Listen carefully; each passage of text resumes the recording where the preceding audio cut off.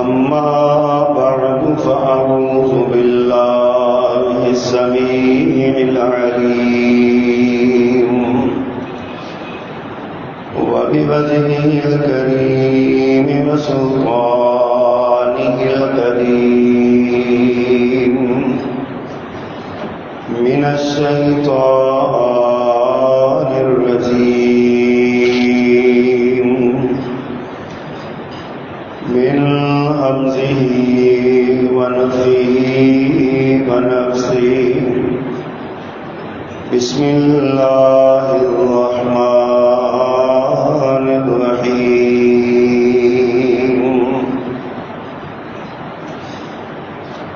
يا أيها الذين آمنوا بالله ورسوله والكتاب الذي نزل على رسوله والكتاب الذي أنزل من قبل ومن يكفر بالله وملائكته وكتبه ورسله واليوم الآخر فقد ضل ضلالا بعيدا. صدق اللہ العظیم.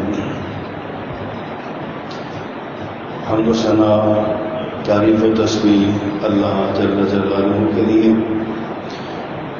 اور درود و سلام رسول رحمت نبی الانبیاء سید الاولین والمرسلین سیدنا و مولانا محمد کریم علیہ التحیۃ والتسلیم صلی اللہ علیہ وآلہ وصحبہ وسلم کی ذات گرامی کے لیے مختصر کلمات حمد و صلات کے بعد آج کی اس زیر مطالعہ آیت میں اللہ تعالیٰ نے اہل ایمان کو ہی ایمان لانے کا حکم دیا ہے. یہ بڑا ایک اہم سوال ہے کہ جن کے ایمان خود اللہ سبحانہ و تعالیٰ تسلیم فرما رہے ہیں اور انہیں یا ایھا الذین آمنوا کہہ کر مخاطب فرمایا ہے کہ اے ایمان والو، انہی کو دوبارہ یہ حکم دیا جا رہا ہے کہ آمنوا باللہ ورسولہ، اللہ اور اس کے رسول پر ایمان لاؤ، والکتاب الذی نزل علی رسولہ، اور اس کتاب پر ایمان لاؤ تو اس نے اپنے رسول پر نازل کی، والکتاب الذی انزل من قبل، اور ان کتابوں پر بھی ایمان لاؤ جو آپ سے پہلے نازل ہوئی. گویا کہ یہ بڑا ہی اہم حکم ہے. ایمان والوں کو تاکید کے طور پر دوبارہ ایمان لانے کا حکم دیا گیا ہے.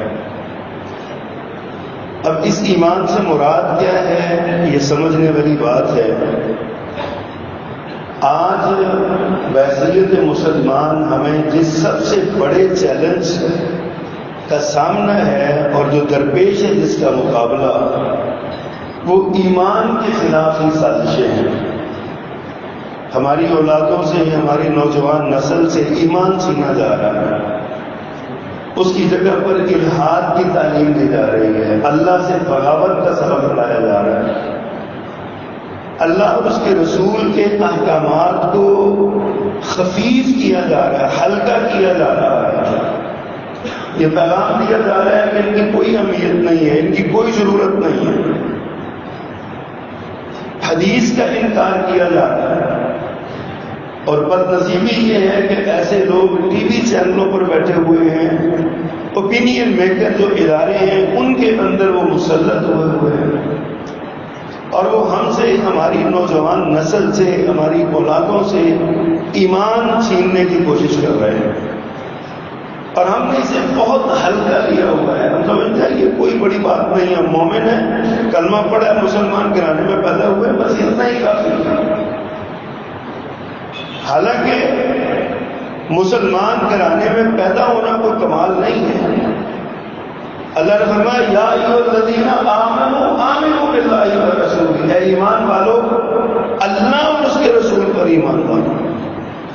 اگر صرف اتنا ہی کافی ہوتا کہ ہم مومن ہیں، ہم نے کلمہ پڑھا ہے، ہمارے ماں باپ مسلمان تھے، انہوں نے ہمیں دین کی تعلیم دی ہے اور ہمیں پتہ ہے بس موٹی موٹی باتوں کا، تو یہی کافی ہوتا، تو پھر اللہ پاک یہ حکم نہ دیتے کہ ایمان والو ایمان لاؤ. ہمارے لیے سب سے پہلا سوال جو ہمیں اپنے بچوں کو سکھانا ہے وہ یہ ہے کہ ان کو یہ بتایا جائے ایمان ہے کیا. ایمان کس چیز کا نام ہے؟ تو بازار سے بکتی ہوئی کسی شے کا نام ہے؟ کسی کپڑے جیسی یا کھانے پینے والی کسی چیز جیسی کوئی چیز ہے تو بازار سے پیسے دے کے لے آئیں گے؟ جو غریب یا امیر کے لیے وہ خاص ہے. کیا ہے ایمان؟ ایمان دراصل ایک کیفیت کا نام ہے. اس سے مراد ہے اپنی زبان سے، اپنے قول و عمل سے اور اپنے دل سے تصدیق کرنا، مان لینا، بھروسہ کرنا، یقین کرنا. کیا مطلب ہے؟ اللہ کو ہم نے دیکھا نہیں ہے لیکن اللہ کے رسول نے فرمایا کہ اللہ ہے، تو اس کو اس کے آداب اور شان کے مطابق ماننا، اس کا نام ایمان ہے. رسول کریم صلی اللہ علیہ وسلم کو ہم نے اپنی آنکھوں سے نہیں دیکھا، آج ہم بہت بعد میں پتہ ہوئے، لیکن اللہ کے رسول صلی اللہ علیہ وسلم کا ذکر قرآن میں آیا تو ہم نے مانا ہے اس کو. صحابہ کرام کو علم نہیں تھا کہ اللہ کے رسول سے ان کو رسالت ملی ہے، کیسے پتہ چلا؟ انہوں نے اللہ کی بات کو مانا کہ اللہ نے قرآن میں بیان کیا ہے، اور رسول اللہ کی بات کو مانا کہ رسول اللہ نے بتایا کہ یہ قرآن اللہ کا نازل کرتا ہے. آج ضرورت اس امر کی ہے کہ اپنے بچوں کو یہ سکھایا جائے. آج ہم دنیا کی لذتوں میں کھوئے ہوئے ہیں، دنیا ہمارا اوڑھنا بچھونا بنی ہوئی ہے. پیسہ کمانے کے لیے ہمیں نہ ہم کسی ایسی جگہ کو دیکھتے ہیں جہاں پر ایمان پہ ڈاکہ ڈالا جا رہا ہے، نہ کسی ایسے ملک کو دیکھتے ہیں، نہ کسی ایسے نظریے کو دیکھتے ہیں.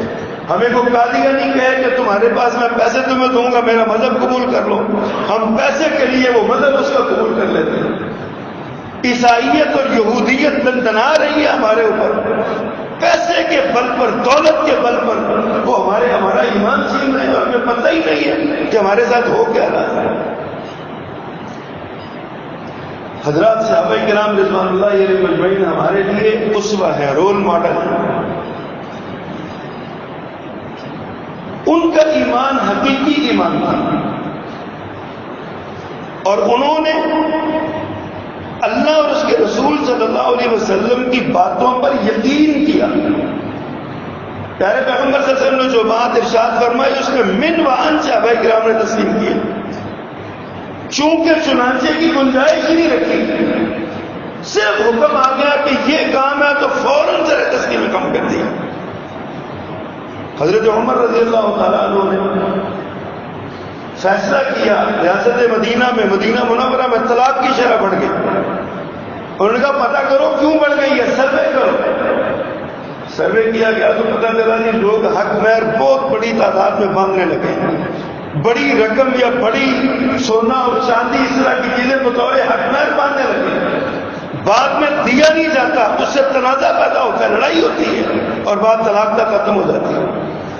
اب حضرت عمر خلیفہ رسول بھی ہیں، مجتہد بھی ہیں، محدث بھی ہیں، نبی کریم صلی اللہ علیہ وسلم کے تربیت یافتہ ہیں، آپ کی صحبت میں بیٹھنے والے ہیں، اور آپ نے ان کے بارے میں فرمایا تھا کہ عمر ملہم من اللہ، اللہ کی طرف سے اس کے دل و دماغ پر جو ہے نا وہ باتیں القاء ہوتی ہیں. فرمایا لو کان بعدی نبی لکان عمر، میرے بعد کو نبی ہونا ہوتا تو عمر ہوتا. اس حضرت عمر نے یہ بات اپنے دماغ میں سوچی کہ یہ جو اتنا بڑا حق مہر باندھتے ہیں، کوئی دیا کی اگر لڑائی ہوتی ہے تو میں حق مہر کی ایک مقدار مقرر کر دیتا ہوں. انہوں نے مجلس شورا بلائی، مسجد میں لوگوں کو اکٹھا کیا اور اعلان کیا کہ میرا جی چاہتا ہے کہ میں حق مہر ایک خاص مقدار اس کی مقرر کر دوں، اتنے روپے سے زیادہ حق مہر نہیں مانا جائے گا. اب ایک عورت بدو عورت دیہاتی اتحاد سے آئی، وہ کھڑی ہو ہوگی امیر المومنین؟ اللہ تعالیٰ قرآن میں فرماتے ہیں کہ خزانوں کے خزانے لے سکتے ہو. آپ کون ہوتے ہیں؟ میں مقرر کرتا ہوں. جن کو اللہ اور اللہ کے رسول کے احکامات پر بھروسہ تھا نا، انہوں نے یہ نہیں کہا اس کو پکڑ لو اندر دے دو. امیر المومنین کیا کہ بول رہی ہے؟ خاموشی سے ممبر سے نیچے اتر آئے، کہا اللہ اس عورت کو جزا دے، اس نے عمر کو بچا لیا. یہ ایمان، اس کا نام ایمان ہے. ادھر حکم آئے، ادھر سر تسلیم خم کرتا، اور دل کی تصدیق کا نام. اللہ کے نبی صلی اللہ علیہ وسلم حضرت عمر کا ہاتھ پکڑ کے جا رہے ہیں. پوچھتے حضرت عمر سے، عمر تمہیں مجھ سے کتنی محبت ہے؟ دل کے سچے، من کے سچے، خالص لوگ کہتے ہیں اللہ کے پیغمبر، کائنات کی ہر چیز سے زیادہ آپ پیارے ہیں، لیکن میں اپنی جان مجھے آپ سے بھی زیادہ پیاری ہے. حضرت عمر فرماتے ہیں عمر تیرا تو ایمان ہی مکمل نہیں. تم میں سے اس وقت تک مومن ہو ہی نہیں سکتا کوئی جب تک مجھے اپنی جان سے بھی زیادہ پیارا نہیں کرا دیتا تھا. حضرت عمر نے ایک لمحہ سوچا، اس کا اللہ کے پیغمبر اب اس لمحے کے بعد میں آپ کو اپنی جان سے بھی زیادہ پیارا سمجھتا ہوں. فرمایا عمر اب تیرا ایمان مکمل ہوگا. کیسے سچے، جو دل میں تھا وہ زبان پر. ایمان کس چیز کا نام ہے؟ پیارے پیغمبر نے جو بات فرمائی اس کو من وعن تسلیم کیا جائے، اس پر چوں چنا کی گنجائش نہیں. میرے خاندان میں یہ رواج نہیں ہے، میرے برادری کی یہ ریت نہیں ہے، میرے محلے میں ایسا نہیں ہوتا، میرے باپ دادا نے یہ نہیں کیا، میرے مولوی صاحب، میرے امام صاحب ایسا نہیں کرتے. یہ اسلام کے اندر ان باتوں کی گنجائش نہیں. اسلام تو کہتا ہے جو اللہ نے فرما دیا، جو رسول اللہ نے کہہ دیا، بس بات ختم. اور صحابہ کرام کا ایمان بڑا عجیب اور بڑا عظیم تھا. اللہ اکبر. دیکھیے حضرت علی رضی اللہ تعالیٰ عنہ پیارے پیغمبر کے داماد بھی ہیں، چچا زاد بھائی بھی ہیں، نبی محترم کے تربیت یافتہ بھی ہیں، آپ کی پرورش میں رہے. حضرت علی کا ایمان دیکھیے کیسا ہے. ہجرت کی رات نبی رحمت تشریف لے کے ہجرت کر کے مدینہ کی طرف سے جانے سے پہلے حضرت علی رضی اللہ تعالیٰ سے کہا علی تم میرے بستر پہ سو جاؤ، صبح ہوگی تو لوگوں کی امانتیں ان کو واپس کر کے مجھے مدینے آ ملنا. اب ایک جنرل سا حکم تھا کہ تم ایسا کر لو، یہاں سو جاؤ، صبح آ جانا. ادھر کیفیت یہ ہے کہ آپ کے گھر کو چاروں طرف سے گھیرا ہوا ہے، ننگی تلواریں لے کے بنو عبد مناف کے لوگ، بنو ہاشم کے لوگ کھڑے ہیں، اور سارا قریش اللہ کے نبی صلی اللہ علیہ وسلم کو قتل کرنے کے در پہ ہے. ایسی خوفناک صورتحال میں حضرت علی رضی اللہ تعالیٰ عنہ کو فرمایا کہ تم یہاں لیٹ جاؤ، صبح ہوگی امانتیں دے کے واپس میرے پاس مدینے آ جائیں. ایسی خوفناک صورتحال میں حضرت علی سو گئے. صبح ہوئی، امانتیں واپس کی، مدینے چلے گئے. بعد میں کسی نے پوچھا علی اس رات جب کرفیو لگا ہوا تھا، جب کیفیت بڑی خوفناک تھی، ننگی تلواریں لے کے لوگ کھڑے تھے، تمہیں ڈر نہیں لگا اس دن تمہیں کہ تمہیں لوگ آ کے قتل کر ڈالیں گے؟ اب ایمان دیکھیے، اس کا نام ایمان. حضرت علی رضی اللہ تعالیٰ فرماتے ہیں کہ ساری زندگی میں وہی رات سکون کی نیند سویا. ساری زندگی میں کبھی اتنی مزے کی نیند نہیں لی جتنی اس رات کو لی ہے. کیوں؟ تو اس لیے کہ اللہ کے نبی نے فرمایا تھا امانتیں واپس کر کے مدینے آ جانا. لہذا مجھے کوئی خوف نہیں تھا کہ مجھے کوئی نقصان پہنچا سکے گا. مجھے پتا تھا کہ میں نے امانتیں واپس کر کے مدینے پہنچنا ہے، مجھے ڈر ہی کوئی. اس کا نام ایمان ہے. حالانکہ اللہ کے نبی صلی اللہ علیہ وسلم نے جو ایک سادہ سی بات ارشاد فرمائی تھی، ایک سادہ تھا جو تم یہاں لیٹ جاؤ، صبح آ جانا. حضرت علی کا ایمان دیکھیے کہ ان کے ایمان کی کیا کیفیت ہے. انہوں نے کہا ساری زندگی کبھی اتنا سکون سے مطمئن ہو کے نہیں سویا جتنا اس رات سویا تھا. ڈر تھا نہ کوئی حملہ کر سکے گا، نہ نقصان پہنچا سکے گا، حتیٰ کہ آج مجھے کبھی موت بھی نہیں آئے گی، کیونکہ پیارے پیغمبر نے فرمایا مدینے آ جانا، مدینے جاؤں. اس کا ایمان کے اس کو ایمان کہتے ہیں۔ بدر کے مجاہدوں میں حضرت حاطب بن ابی بلتع رضی اللہ تعالی عنہ شامل ہے، صحابی رسول مخلص آدمی، لیکن جب مکہ فتح ہونے لگا نا تو آپ نے اس کو بہت سیکرٹ رکھا ہوا تھا، اچانک حملہ کرنے کا ارادہ تھا۔ حضرت حاطب کے رشتے دار تھے کچھ مکہ میں، حضرت حاطب نے نا اپنی سمجھ کے مطابق، غلطی انسان ہے نا، غلطی ہو جاتی ہے، ان سے غلطی ہو گئی، انہوں نے اپنی سمجھ کے مطابق ایک رکا لکھا قریش کے سرداروں کے نام کہ میں مدینے میں دیکھ رہا ہوں نبی کریم صلی اللہ علیہ وسلم مکہ پہ حملے کی تیاری کر لیں، تم اپنا سانبا کر لو بھائی۔ خیال یہ تھا، بعد میں بتایا بھی انہوں نے کہ میرا خیال یہ تھا کہ میں ان پر احسان کروں گا تو وہ میرے رشتے داروں اور میرے جو تعلق دار ہیں نا ان کی حفاظت کا انتظام کر دیں گے، میں تو صرف اتنی سی خواہش کے لیے میں نے یہ کام کیا۔ خط لکھا ایک عورت کو دیا جو مکہ جا رہی تھی، اسے کہا اس کو حفاظت سے رازداری کے ساتھ لے جانا، پتہ نہ چلے کسی کو، اور جا کے مکے کے فلاں فلاں سردار کو دے دینا۔ ادھر اللہ کے نبی صلی اللہ علیہ وسلم اللہ کے نبی تھے، اللہ نے وہی فرمایا تمہارا جو حاطب ہے نا اس نے یہ حرکت کی، اس کا پتہ کرو اس کا۔ پیارے پیغمبر نے حضرت علی کو، حضرت زبیر کو اور حضرت مقداد رضی اللہ تعالیٰ تینوں صحابہ کو بلایا اور کہا تیز رفتار گھوڑوں پہ سوار ہو جو روضہ خاخ نامی ایک بستی ہے، اس بستی میں تمہیں ایک عورت ملے گی، اس عورت کے پاس ایک خط ہے، وہ خط اس سے چھین کے لے کے آؤ۔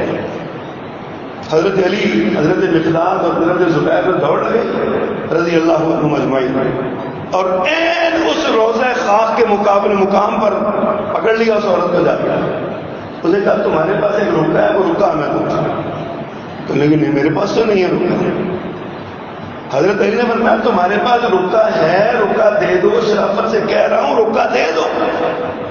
وہ لگی بہانے بنانے کہ میرے پاس نہیں ہے رکا، میرا کیا کام ہے رکے کے ساتھ، میرے پاس ایسا کوئی رکا نہیں ہے۔ حضرت علی نے جو جملہ کہا تھا نا یہ ایمان ہے۔ حضرت علی رضی اللہ تعالیٰ فرمانے لگے بی بی یہ پیارے پیغمبر نے کہا ہے کہ تیرے پاس رکا ہے، دینا ہے تو شرافت دے دو ورنہ میں تیرے سارے کپڑے اتروا لوں گا۔ میں نے تجھ سے رکا لے کے جانا ہے، روضہ خاک اللہ کے نبی نے بتایا، ہم نے تجھے وہاں پہ پایا، تیرے پاس یہ رکا ہے، رکا دے دو ورنہ سمجھو کہ پھر اپنی عزت کے بارے میں بات نہ کرنا کہ میرے کپڑے تک اتروا دیے۔ حضرت علی نے دھمکی لگائی، اس عورت نے وہ رکا اپنی بالوں کی جو جسے ہماری زبان میں گت کہتے ہیں نا، اس میں وہ رکا باندھا ہوا تھا، گت کی ہوئی تھی اس رکے کے ساتھ، وہاں سے نکال کے دے دیا کہ جناب یہ رکا ہے۔ حضرت علی کا ایمان یہ تھا کہ جو بات اللہ کے نبی نے فرمائی ہے وہ غلط نہیں ہو سکتی، ایسا ہو ہی نہیں سکتا کہ پیارے پیغمبر کی زبان سے بات نکلی اور غلط ہو جائے۔ اللہ کے نبی نے فرمایا تیرے پاس رکا ہے لہذا ہے، میں تیری باتیں نہیں جانتا، تو کہتی ہے میرے پاس نہیں ہے، یہ ہے تیرے پاس ہے رکا، تجھے یہ دینا پڑے گا ورنہ میں پھر نکال لوں گا۔ تو اس عورت نے ڈر کے ماری رکا دے دیا۔ حضرت علی رضی اللہ تعالیٰ عنہ کا ایمان ثابت ہوا کہ اللہ کے نبی کی بات پر ان کو کتنا یقین تھا۔ آج بدقسمتی یہ ہے کہ حضرت علی رضی اللہ تعالیٰ عنہ کے ماننے والے بھی اتنا ایمان نہیں رکھتے جتنا حضرت علی کا ایمان تھا، دعویٰ حضرت علی کی محبت کا، لیکن ایمان ایسا نہیں ہے اللہ کے ساتھ۔ ان بدبختوں نے حضرت علی کو نعوذ باللہ من ذالک اللہ کا بھی معبود بنا دیا ہے، لیکن حضرت علی کا ایمان دیکھیے کہ پیارے پیغمبر نے جو بات زبان سے ارشاد فرمائی وہ سے آتا ہے۔ یہ صحابہ کرام رضوان اللہ علیہ مجمعین کا ایمان تھا۔ اللہ اکبر۔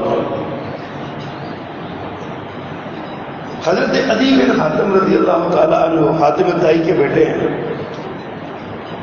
سردار تھے اپنے علاقے کے، ان کی بہن گرفتار ہو گئی ایک جنگ میں۔ نبی محترم صلی اللہ علیہ وسلم نے بڑا اچھا سلوک کیا اس کے ساتھ، بیٹیوں کی طرح اپنی مدثر مزمل کہلائی جانے والی چادر اس بچی کے سر پہ ڈال دی۔ لوگوں نے اعتراض بھی کیا کہ یہ کافروں کی عورت ہے، کافر بچی ہے، آپ نے فرمایا بیٹی بیٹی ہوتی ہے چاہے کافروں کی کیوں نہ ہو۔ اللہ کے نبی بیٹیوں کی عزتوں کے محافظ تھے، ان کی کی عزتوں کو سرے بازار روکنے والے نہیں تھے، ان کے دوپٹوں کو چھیننے والے نہیں تھے. کافروں کی بیٹی، دشمنوں کی بیٹیوں کی بھی عزت کی حفاظت آپ نے کی. حضرت علی کی بہن کو آپ نے چادر دی، ساتھ بٹھایا، 2-3 دن رکھا، کہا بولو کیا چاہتے ہو؟ اس نے کہا میں اپنے بھائی کے پاس واپس آنا چاہتا ہوں. یہاں بھی حضرت علی رضی اللہ تعالیٰ کی قیادت میں چند صحابہ کا دستہ بھیجا، فرمایا جاؤ اس کو اس کے بھائی کے حوالے کر کے آؤ. چلے، رات دن کا سفر کیا. بھائی چھپا ہوا تھا، بھاگا ہوا تھا اپنے قبیلے سے، ایک جنگل میں چھپا ہوا تھا. پوچھتے پوچھاتے وہاں پہنچے. اس نے دور سے دیکھا، بہن گئی، آگے ملی تو بہن سے پہلا سوال غیرت مند بھائی نے یہ کیا کہ یہ بتاؤ کتنے دن دشمن کی قید میں رہ کے آئی ہو، عزت بچی ہے؟ عزت محفوظ لے کے آئی ہو؟ بہن نے بھائی کی آنکھوں میں جھانکا اور کہا جتنی غیرت اور شرم میں نے محمد کے ساتھیوں میں دیکھی ہے نا، ماں جائے بھائی کی آنکھوں میں نہیں دیکھی صلی اللہ علیہ وسلم. تم کیا تو عزت بچی ہے؟ جاؤ جا کے محمد کے دامن سے وابستہ ہو جاؤ صلی اللہ علیہ وسلم. ادھر اللہ کے رسول صلی اللہ علیہ وسلم نا ایک دن اپنے صحابہ میں بیٹھے باتیں کر رہے ہیں، فرماتے ہیں ان قریب مجھے لگتا ہے کہ عدی کا ہاتھ میرے ہاتھوں میں آ جائے گا. عدی اپنا ہاتھ میرے ہاتھ میں دے دے گا. یہ آپ باتیں کر رہے ہیں. ادھر یہ بات سن کے عدی وہاں سے تیز رفتار گھوڑے پہ دوڑا. معروف آدمی تھا، حاکم تائی کا بیٹا تھا، قبیلے کا سردار تھا. مدینے میں سرے عام دندناتے ہوئے آ گئے. ہر ایک سے پوچھ رہے ہیں پیارے پیغمبر کدھر ہے؟ میں آیا ہوں، پیارے پیغمبر کدھر ہے؟ اللہ کے نبی صلی اللہ علیہ وسلم حضرت عدی کو لے کے بیٹھ جاتے ہیں. باتیں ہوتی ہیں، آپ فرماتے ہیں عدی اسلام قبول کر لو. کہتے ہیں میں مسلمان ہی ہوں. فرمایا عدی مسلمان ہو جاؤ. عدی میں مسلمان ہی ہوں، میں پہلے ہی مسلمان ہوں. فرمایا عدی مسلمان ہو جاؤ. عدی فرماتے ہیں میں مسلمان ہی ہوں. پھر آپ نے 2-3 باتیں ان کی بتائیں کہ تمہارا یہ عقیدہ نہیں ہے، یہ سوچ نہیں ہے تمہاری، یہ معاملہ نہیں ہے. حضرت عدی بڑے شرمندہ ہوئے کہ اللہ کے نبی کو ان باتوں کا کیسے پتا چلا. اللہ کے نبی تھے، اللہ آپ کو خبر دیتا تھا. حضرت عدی فرماتے ہیں اللہ کے پیغمبر اب میں مسلمان ہو گیا، میں نے کلمہ پڑھ لیا، مسلمان. پیارے پیغمبر خوش ہو گئے. اس موقع پر میرے نبی نے 3 باتیں ارشاد فرمائیں. ایک آپ نے فرمایا عدی ابھی تم دیکھ رہے ہو کہ بدامنی ہے معاشرے میں، چوری چکاری ڈکیتی رازنی، راستے غیر محفوظ ہیں. اسلام کی برکت سے تم دیکھو گے کہ ایک عورت ہیرا نامی شہر سے چلے گی، مکہ آئے گی اور یہاں سے بیت اللہ کا طواف کر کے واپس آئے گی، سونے اور چاندی سے لدی پدی ہوگی. اسے نہ کسی سے اپنی عزت کا خوف ہوگا نہ مال کا خوف ہوگا. حضرت عدی حیران رہ گئے اللہ کے پیغمبر ایسا بھی ہوگا؟ فرمایا ہاں ہوگا. اور دوسرا آپ نے فرمایا کہ عدی عنقریب کو وقت آئے گا تم دیکھو گے آج غربت ہے، افلاس ہے، ناداری ہے. کسریٰ بن ہرمز کے خزانے مدینے میں آئے. حضرت عدی کو تو چھجری آ گئی. آقا کس کسریٰ کی بات کر رہے ہیں؟ فرمایا کسریٰ بن ہرمز شاہ فارس کی بات کر رہا ہوں، شاہ ایران کی. اور کس کی؟ فرمایا اس کے خزانے مدینہ میں آئیں گے. اور تیسری بات آپ نے ارشاد فرمائی عنقریب معاشیات اتنی مضبوط ہو جائیں گی مسلمانوں کی کہ لوگ صدقہ اور زکوٰۃ دینے کے لیے بندہ ڈھونڈیں گے کہ کس کو صدقہ اور زکوٰۃ دوں، کون مستحق ہے وہ میرا صدقہ اور زکوٰۃ قبول کر لے. تو لوگوں کو بندہ نہیں ملے گا. حضرت عدی فرماتے ہیں میرے پیغمبر کی یہ 3 پیشین گوئیاں تھیں، بڑا حیران ہوا. لیکن وقت گزرنے کے ساتھ 2 پیشین گوئیاں تو میں نے اپنی آنکھوں سے دیکھی. ہیرا سے آنے والی عورت اور واپس جانے والی عورت کو میں نے مکہ میں خود اپنی آنکھوں سے دیکھا. پیدل چل کے آئی ہے، کوئی راستے میں رکاوٹ نہیں. اور کسریٰ بن ہرمز کے خزانے لانے والے لشکر میں خود شامل تھا. میں خود اس میں مدائن کے لشکر میں شامل تھا جس نے مدائن فتح کیا. خزانے لانے والوں میں شامل. اور کہتے ہیں تیسری بات یہ ہے کہ میں زندہ رہا کو دیکھ لوں گا، ورنہ اب مجھے یقین ہے کہ پیارے پیغمبر نے جو فرمایا وہ 100% درست ہے، لوگ زکات لے کے نکلیں گے، لینے والا کوئی نہیں۔ اور یہ آپ کی پیشین گوئی حضرت عمر بن عبدالعزیز رحمہ اللہ کے دور میں پوری ہوئی۔ حقیقتاً لوگ زکات کے پیسے لے کے چوکوں میں کھڑے ہو جاتے تھے، یار کوئی زکات لینے والا ہے، زکات کا مستحق ہے، مجھ سے یار زکات کے پیسے لے لو، میرے پاس پڑے ہوئے، لینے والا کوئی نہیں۔ اور آگے سے جواب آتا تھا، یار تمہارے پاس کوئی بندہ مل گیا تو ہمیں بتانا، ہماری بھی پڑی ہوئی۔ ایسی سرمایہ داری ملی۔ یہ ایمان تھا صحابہ کرام کا، حضرت عدی بن حاتم کا رضی اللہ تعالیٰ عنہ۔ وہ کہتے تھے جو اللہ کے نبی نے فرما دیا وہ حرف آخر ہے، اس میں تبدیلی نہیں ہو سکتی۔ اسی کسریٰ بن ہرمز کے خزانوں کے حوالے سے سراقہ بن مالک رضی اللہ تعالیٰ عنہ کا بڑا معروف قصہ ہے۔ پیارے پیغمبر ہجرت کر کے جا رہے تھے تو راستے میں جس بندے نے حضرت رسول کریم تک رسائی پائی وہ یہی سراقہ تھا۔ 100 اونٹوں کے لالچ نے اس کو اندھا کر دیا۔ یہ 100 اونٹ لینے کے لیے آپ کے پیچھے بھاگا، ایک جگہ پہ راستے میں آپ کو پا لیا۔ جب آپ کے قریب گیا گھوڑے کو ٹھوکر لگی، زمین میں گھوڑا گر گیا، اٹھا، گھوڑے کو ہلایا، چلایا، کھڑا کیا۔ اس وقت تینوں سے فال نکالتے تھے، فال نکالی، اس کی فال نے اسے بتایا کہ تو ان تک رسائی نہیں پا سکتا، ان کو نقصان نہیں پہنچا سکتا۔ اس نے کہا فال کو دبا کرو، میں دوبارہ کوشش کرتا ہوں۔ پھر کوشش کی، آگے بڑھا، پھر گرا، تیسری بار پھر کوشش کی۔ جب اس کے گھوڑے کے پاؤں زمین میں دھنس گئے تو اس کو سمجھ آ گئی کہ بات جو ہے نا وہ ایسے ہی ہے کہ میں ان تک رسائی نہیں پا سکتا۔ پیارے پیغمبر سے قسم کھا کے کہا کہ مجھے یہاں سے نکلوائیے، دعا کیجیے، میں نکلوں، میں واپس چلا جاتا ہوں، اور یہ میرے پاس کچھ پیسے ہیں، کچھ مال ہے، کچھ زیادہ راہ ہے، یہ میں آپ کی خدمت میں پیش کرتا ہوں، وصول فرمائیے۔ فرمایا نہیں، ہمیں تیرا کچھ نہیں چاہیے، تو واپس لے جا۔ ہمیں نہ صرف یہ کرنا کہ ادھر آنے والوں کو اب آنے نہ دے، ان کو جا کے کہنا کہ میں دیکھ آیا ہوں ادھر کوئی نہیں ہے، ان کو نہ آنے دے۔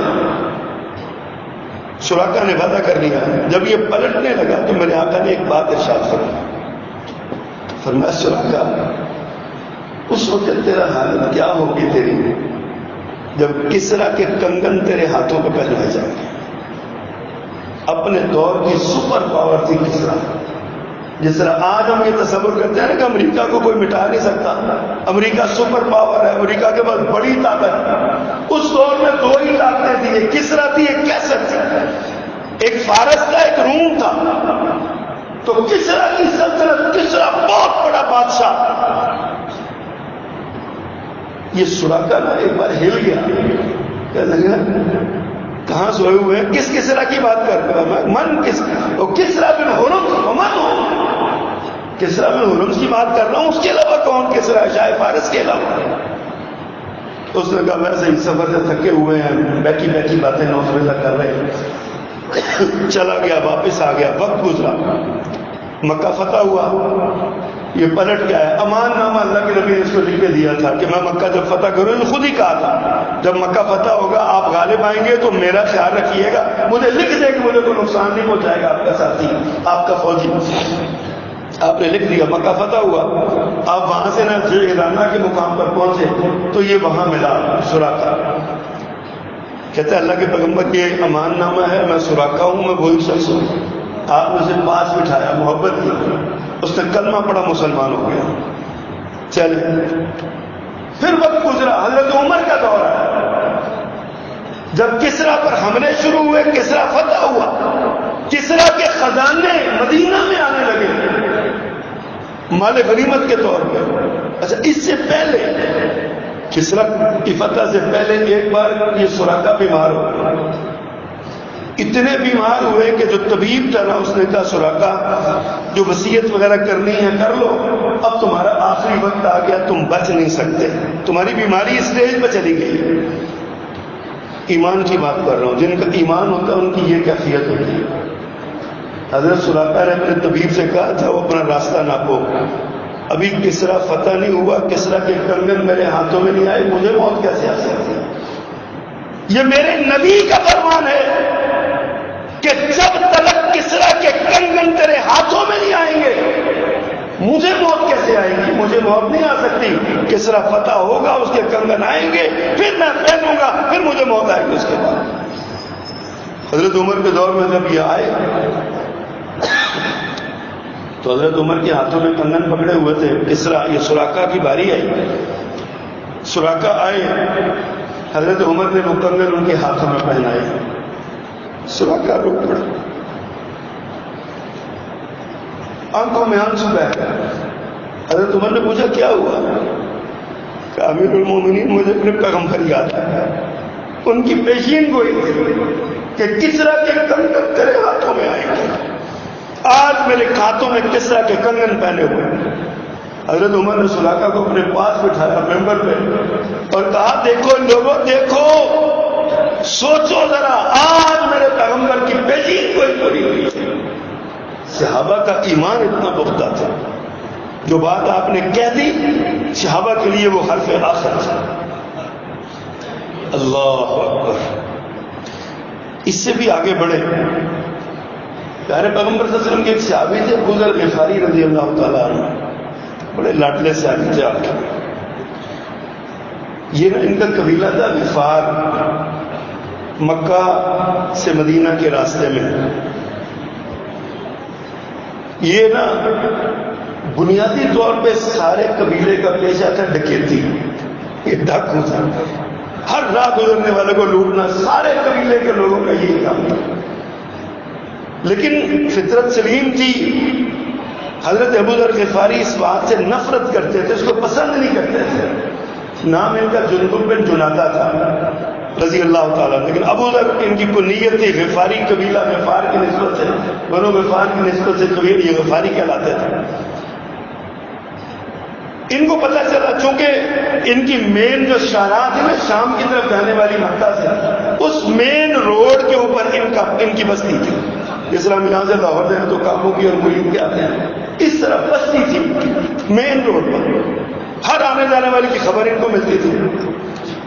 ان کو پتہ چلا کہ مکہ میں کسی نے نبوت کا اعلان کیا، انہوں نے اپنے بھائی کو بھیجا کہ جاؤ جا کے دیکھ کے آؤ۔ بھائی گیا، خفیہ خبر لے کے آیا، بات ایسے ہی ہے، ایک محمد صلی اللہ علیہ وسلم نامی شخصیت ہے، انہوں نے نبوت کا دعویٰ کیا ہے، لوگ ان کی بات مان رہے ہیں، کو نہیں مان رہے، ان کو تسلی نہ ہوئی۔ یہ آئے، واپس آئے، خود آئے۔ اب آگے نا بتا نہیں سکتے تھے، پتا تھا کہ لوگ مخالفت کر رہے ہیں، یہ نا بیت اللہ میں چھپ کے بیٹھ گئے۔ اب اتفاق سے چابی بنو طالب کے پاس سے بیت اللہ کی دروازہ یہ بند کرتے تھے، اور اس دن حضرت علی رضی اللہ تعالیٰ عنہ دروازہ بند کرنے کے لیے آئے تو دیکھا ایک اجنبی مسافر ہے، اسے پوچھا بھائی تم کون ہو، یہاں کیوں بیٹھے ہو؟ کہا جی میں مسافر ہوں، یہاں پہ ایک آدمی کی تلاش میں آیا ہوں، ملا نہیں۔ حضرت علی فرماتے ہیں بتاؤ کون ہے وہ؟ اس نے کہا پہلے اللہ کی قسم کھا کے وعدہ کرے کہ راز رکھیں۔ حضرت علی فرماتے ہیں وعدہ سمجھو، میں اندازہ کرتا ہوں۔ کہا مجھے پتہ چلا ہے یہاں پہ محمد صلی اللہ علیہ وسلم نامی ایک شخصیت ہے، انہوں نے نبوت کا اعلان کیا تو میں ان سے ملنے آیا۔ اب اللہ تعالیٰ نے ڈائریکٹ کنسرن پرسن سے ملا دیا۔ حضرت علی رضی اللہ تعالیٰ نے دیکھ کے مسکرائے، کہا صحیح جگہ پہنچے، ایسا کرو یہاں مخالفت بڑی ہے، میرے پیچھے پیچھے آؤ آہستہ آہستہ، لوگوں کو پتہ نہ چلے کہ میں تمہارے ساتھ ہوں یا تم میرے ساتھ ہو، پیچھے پیچھے آؤ، اگر کوئی خطرہ ہوا تو میں جس طرح جوتا ٹھیک کیا جاتا ہے نا، خراب ہو جائے جوتا تسمہ باندھا جاتا ہے، میں اس طرح بیٹھ کے جوتا ٹھیک کرنے لگا ہوں، تم آگے کو جانا۔ حضرت علی رضی اللہ تعالیٰ نے اسی طریقے سے لے کے ان کو اپنے گھر چلے گئے۔ اگلے دن پیارے پیغمبر کے پاس پیش کیا، نبی صلی اللہ علیہ وسلم نے اسلام کی دعوت قبول کر لیا۔ اب یہ ابو ذر غفاری کو اللہ کے نبی نے کہا کہ تم واپس اپنے قبیلے میں جاؤ اور یہ جو سیکھا ہے مجھ سے یہ آگے تبلیغ کرو اس کی۔ حضرت ابو ذر فرماتے ہیں کہ نہیں اللہ کے پیغمبر مجھے اجازت دیجیے، میں نا مکہ میں اعلان کر کے جانا چاہتا ہوں، میں قرآن پڑھ کے جانا چاہتا ہوں۔ فرمایا لوگ ماریں گے تجھے، حالات ٹھیک نہیں ہے، تم ایسا نہ کرو۔ نہیں، آپ نے شوق چڑھا ہوا تھا بڑا، اجازت مانگی، پہلے پیغمبر نے اجازت دے دی۔ حضرت ابو ذر وہ بیت اللہ کے جو مطاف تھا اس میں گئے اور جا کے اونچی آواز میں کلمہ پڑھا۔ اب مکہ میں یہ کلمہ جو ہے نا وہ کرنٹ کی طرح گولی کی طرح لگتا تھا، لوگ تڑپ اٹھے، مارنے لگے، مار مار کے خون و خون کر دیا۔ حضرت عباس رضی اللہ تعالیٰ عنہ آئے، انہوں انہوں نے کہا خدا کا خوف کرو، پتہ ہے یہ کون ہے جس کو مار رہے ہو؟ تمہاری تجارتی شہرت پہ ہاتھ رکھ دے گا، یہ قبیلہ ویپار کا کر رہا ہے، بند کرو۔ حضرت ابو ذر کو بچا کے حضرت عباس لے گئے، زخموں کی مرہم پٹی کی، نبی صلی اللہ علیہ وسلم۔ اگلا دن ہوا تو حضرت رسول کریم نے فرمایا ابو ذر اب واپس چلے جاؤ۔ کہا نہیں، اللہ کے پیغمبر آج کے دن سے اور اجازت دیتے ہیں۔ فرمایا کل کی مار پڑی ہوئی کا تمہیں وہ کچھ اثر نہیں ہوا؟ کہ اللہ کے پیغمبر مزہ ہی بڑا آیا مار کھانے کا، ایک بار اور کھانا تھا۔ اب آپ دارالندوہ میں چلے گئے، وہاں جا کے قرآن پڑھا، انہوں نے بھی مارا، پھر حضرت عباس نے چھڑوایا رضی اللہ تعالیٰ۔ اب حضرت ابو ذر کو بھیج دیا اللہ کے نبی نے حکمن کے واپس آؤ اپنے قبیلے میں۔ 17 سال کے بعد نبی مکرم کے پاس ابو ذر دوبارہ تشریف لائے، اور بڑا ان کا دلچسپ قصہ ہے، لیکن جو بات میں ایمان کی بتانا چاہتا ہوں، غزوہ تبوک کے لیے پیارے پیغمبر نے تیاری کی، ابو ذر آپ کے ساتھ تھے، اور جب اللہ کے نبی صلی اللہ علیہ وسلم آگے گئے نا تو ابو ذر کی اونٹنی بیمار ہو گئی، کمزور ہو گئی، اسے چلا نہیں جا رہا تھا، ابو ذر پیچھے رہ گئے، پیارے پیغمبر آگے گزر گئے۔ اب اس جنگ میں بہت سے منافقین بھی پیچھے رہ جاتے تھے، وہ جان بوجھ کے رہتے تھے، ابو ذر کی مجبوری بن گئی، اتنی مار کھائی تھی، اب ایمان تو بڑا پکا تھا نا ان کا۔ ایک دن دیکھا، سمجھا کہ چلو اونٹنی کو آرام کرے گی تو ٹھیک ہو جائے گی، اگلے دن اونٹنی کی حالت اس سے بھی بری ہو گئی، اس کو وہیں پہ چھوڑا، اپنا سامان پلان اور جو کچھ تھا وہ اپنے کندھوں پہ رکھا، سر پہ رکھا، اور پیدل ہی دوڑ لگا دی پیچھے نبی کریم صلی اللہ علیہ وسلم کے۔ جب آپ آگے گئے نا تو لوگوں نے کہا کہ جی کوئی گرد و غبار اڑ رہی ہے، لگتا ہے ایک ہی بندہ آ رہا ہے۔ میرے آقا فرماتے ہیں ایک کاش کہ یہ ابو ذر ہو، ایک کاش کہ یہ ابو ذر ہو، پیچھے رہ گئے۔ قریب آئے تو لوگوں نے کہا اللہ کی قسم اللہ کے پیغمبر ابو ذر ہی ہے۔ آپ نے نا دیکھ کے ایک جملہ ارشاد فرمایا اللہ ابو ذر پہ رحم کرے، یہ خدا کی راہ میں اکیلا سفر کرتا ہے، اکیلا ہی مرے گا اور قیامت کے دن اکیلا ہی اٹھایا جائے گا۔ یہ اللہ کے نبی نے اس سفر تبوک میں یہ جملہ، یہ پیشین گوئی ارشاد فرمایا۔ حضرت ابو ذر غفاری رضی اللہ تعالیٰ نا کچھ انتہا پسند تھے، تشدد بڑا تھا ان کی طبیعت میں، خاص کر کے مال اپنے پاس رکھنے میں نا یہ ڈنڈا لے کے پیچھے پڑ جاتے تھے، جو کہتا تھا نا کہ مال رکھنا چاہیے۔ ایک دن عبد الرحمن بن عوف رضی اللہ تعالیٰ جب فوت ہوئے نا تو کروڑوں روپیہ ان کا نا، کروڑوں روپیہ کلوؤں کے حساب سے سونا ان کی وراثت میں نکلا۔ حضرت امیر معاویہ رضی اللہ تعالیٰ کے پاس یہ ابو ذر غفاری شام میں رہتے تھے۔ حضرت امیر معاویہ نے حضرت ابو موسیٰ اشعری رضی اللہ تعالیٰ عنہ سے پوچھا کہ عبد الرحمن بن عوف کے پاس اتنی دولت تھی تو یہ جائز ہے اتنی دولت رکھنا؟ حضرت عبد الرحمن فرماتے ہیں حضرت ابو موسیٰ اشعری رضی اللہ تعالیٰ نے فرمایا اگر وہ زکوٰۃ دیتے تھے تو پھر جائز ہے، پھر تو کوئی ایشو نہیں، اللہ کا حق دیتے تو ٹھیک ہے۔ ابو ذر غفاری نے یہ سنا تو ڈنڈا لے کے حضرت ابو موسیٰ کے پیچھے دوڑ پڑے، ہاں تم نے یہ فتویٰ دیا کیوں کہ جائز ہے؟ حضرت ابو ذر کا خیال تھا کہ ضرورت سے زائد جتنا مال ہے نا وہ اپنے پاس نہیں رکھنا، سب خرچ کر دینا ہے بس۔ آج کے لیے آپ کے پاس 100 روپے کے خرچ ہے نا، 100 روپیہ ہے، آپ کے پاس 150 روپیہ ہے، 100 خرچ کر لو، 50 روپے اپنے پاس رکھ کے سونا نہیں۔ تشدد تھا اس میں بہت زیادہ۔ حضرت امیر معاویہ نے سمجھایا کہ ابو ذر اس طرح بات ٹھیک نہیں ہے، آپ کا اپنا نقطہ نظر ہے لیکن یہ شریعت کے مطابق نہیں ہے۔ اللہ نے اگر آپ کی بات مانے تو زکوٰۃ اور صدقات کے تو سارا چیپٹر ہی کلوز ہو جاتا ہے، پھر زکوٰۃ کون دے گا، پیسے تو ہے نہیں۔ لیکن حضرت ابو ذر کو سمجھ نہیں آتی تھی اس بات کی، بڑا تشدد تھا اس معاملے میں۔ حضرت امیر معاویہ نے خط لکھا حضرت عثمان رضی اللہ تعالیٰ، یہ بزرگ نہیں سمجھے جاتے، انہوں نے کچھ کرو سارے کوئی لڑتے نہیں آ رہے۔ حضرت عثمان رضی اللہ تعالیٰ نے خط لکھا، فرمایا ابو ذر میرے پاس مدینے آ جائے۔ اب مدینے آ گئے، مدینے آ کے بھی یہی کام، ہر ایک سے لڑائی، اس بات پہ لڑائی کہ پیسے کیوں رکھے آپ نے۔ اب حضرت عثمان خود بہت بڑے سرمایہ دار دولت مند آدمی تھے۔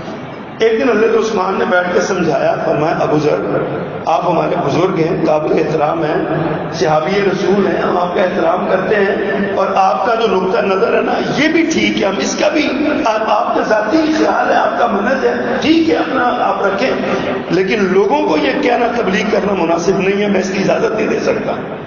حضرت ابو ذر فرماتے ہیں کہ امیر المومنین میں تو بعد آنے والا نہیں ہوں. اب ایسا کریں مجھے یہاں سے نہ دور کسی جگہ پہ بھجوا دیں جہاں پہ میں اکیلا ہی رہوں گا اور نہ کوئی میرے پاس ہوگا نہ میں کسی کو تبلیغ کروں گا, میں اکیلا زندگی گزاروں گا. آپ نے نا مدینہ کے قریب ربزہ نام کی ایک جگہ تھی وہاں بھجوا دیا. حضرت ابو ذر غفاری رضی اللہ تعالیٰ کو اللہ عثمان, یہ کچھ 6-6.5 کلومیٹر دور مدینہ سے نا یہ تھی. اب تو ختم ہو گئی, اس وقت بھی تو آبادی نہیں تھی, کسی دور میں آبادی تھی. حضرت وہاں پہ قیام کرنے لگے. ایک بیوی ان کی ساتھ تھی, ایک ان کا خادم غلام تھا اور ایک ہی ان کے پاس. باقی روزمرہ کی جو ضرورت ہوتی تھی وہ پوری کرتے تھے. خادم کو وہاں کے لے آتا, روٹی کھا لیتے, اگلے دن پھر اسی طرح جو ہے نا گزارا کر لیتے. حضرت ابو ذر بیمار ہو گئے. بیمار اتنا ہوئے کہ موت کے آثار نظر آنے لگے. بیوی پاس بیٹھ کے رونے لگی کہ میں اکیلی ہوں, کون آپ کو غسل دے گا, کون کفن دے گا, کون آپ کی تدفین کا انتظام کرے گا, میں اکیلی ہوں, میرا کیا بنے گا. حضرت ابو ذر نے پوچھا کیوں رو رہی ہو؟ کہا جی یہ سوچ کے رو رہی ہوں. اب ایمان کی بات دیکھیے, جو ایمان کی بات نہ کروں. حضرت ابو ذر فرماتے ہیں پریشان نہیں ہونا, جس نبی نے مجھے یہ کہا تھا نا اکیلا جیے گا, اکیلا مرے گا, اکیلا اٹھے گا, اسی نبی نے یہ بھی فرمایا تھا کہ جب اس کو موت آئے گی تو ایک قافلہ چلتا ہوا مسلمانوں کا اس کا جنازہ پڑے گا. لہذا پریشان نہیں ہونا, جب میری جان نکل جائے نا تو سڑک پہ جا کے کھڑی ہو جانا, کوئی قافلہ ضرور آئے گا. یہ اللہ کے نبی کا فرمان ہے کہ قافلہ آئے گا اور وہ مجھے دفن کرے گا. بیگم صاحب خاموش ہو گئی, لیکن صدمہ تو تھا. کچھ گھنٹے گزرے کہ حضرت ابو ذر کی وفات ہو. اب بیگم صاحبہ نے چار پہ بھی لٹایا ہوا ہے اور خود نہ اپنے گھر کی چھت پر یا باہر پہ نکل گئی قافلہ دیکھنے کے لیے کہ اللہ کے پیغمبر کی پیشین گوئی پوری ہوتی ہے کہ نہیں ہوتی. یقین حضرت ابو ذر غفاری جیسا ہونا چاہیے کہ پیارے پیغمبر نے فرمایا ہے قافلہ آئے گا تو آئے گا, وہی میرا جنازہ پڑے گا. اتنی دیر ہوئی کہ انہوں نے دیکھا کہ چند لوگ ایک قافلے کی صورت میں نہ وہاں سے گزر رہے ہیں, حرم کی طرف سے آ رہے ہیں یا حرم کو جا رہے ہیں عمرے کے لیے. ان کی قیادت عبداللہ بن مسعود رضی اللہ تعالیٰ عنہ کر رہے تھے, صحابی رسول, باقی بھی صحابی ہیں ساتھ. ہائے, اس عورت کو دیکھ کے حضرت عبداللہ نے قافلہ روکا, پوچھا کیا ہوا؟ اس نے کہا جی یہاں ایک آدمی فوت ہو گیا, اللہ کے نبی کا صحابی تھا, اکیلا تھا, اس کی تدفین کے لیے آپ کے پاس آیا, میں اکیلی ہوں, میرے ساتھ کوئی نہیں. عبداللہ ابن مسعود رضی اللہ تعالیٰ نے پوچھا کون ہے؟ کہا جی وہ ابو ذر غفاری ہے. حضرت عبداللہ کی چیخیں نکلی, سلسیاں لے کے کہا میرے آقا نے صحیح فرمایا تھا, ابو ذر اکیلا جیے گا, اکیلا مرے گا, قیامت کے دن اکیلا ہی اٹھے گا. آج وہ اکیلا ہی اس دنیا سے چلا گیا ہے. حضرت عبداللہ ابن مسعود رضی اللہ تعالیٰ نے اپنے قافلے کے شرکاء کے ساتھ مل کر ان کے غسل دیا, تکفین کی اور نماز جنازہ پڑھایا اور ان کی تدفین میں حصہ لیا. حضرات صحابہ کا ایمان دیکھیے کتنا ہے. میرے آقا نے جو بات ارشاد فرما دی ہر پہ آخر زمانے میں صحابہ کرام رضوان اللہ علیہم نے بنائی. حضرت ابو ذر غفاری کو پتا تھا کہ مجھے موت آئے گی, اکیلے آئے گی, جنگل میں آئے گی, کوئی بندہ میرے پاس نہیں ہوگا, لیکن میرا جنازہ پڑھنے کے لیے آقا نے فرمایا کہ جماعت آئے گی تو جماعت آئی ہے. آج ضرورت اس امر کی ہے کہ ہم اللہ کے نبی صلی اللہ علیہ وسلم کے اقوال, آپ کے ارشادات و فرمودات پر ایسا یقین رکھیں, اللہ کے فرمودات پر یقین رکھیں. اللہ جو فرماتے ہیں لو ان اہل القرى آمنوا واتقوا لفتحنا علیہم برکات من السماء والارض.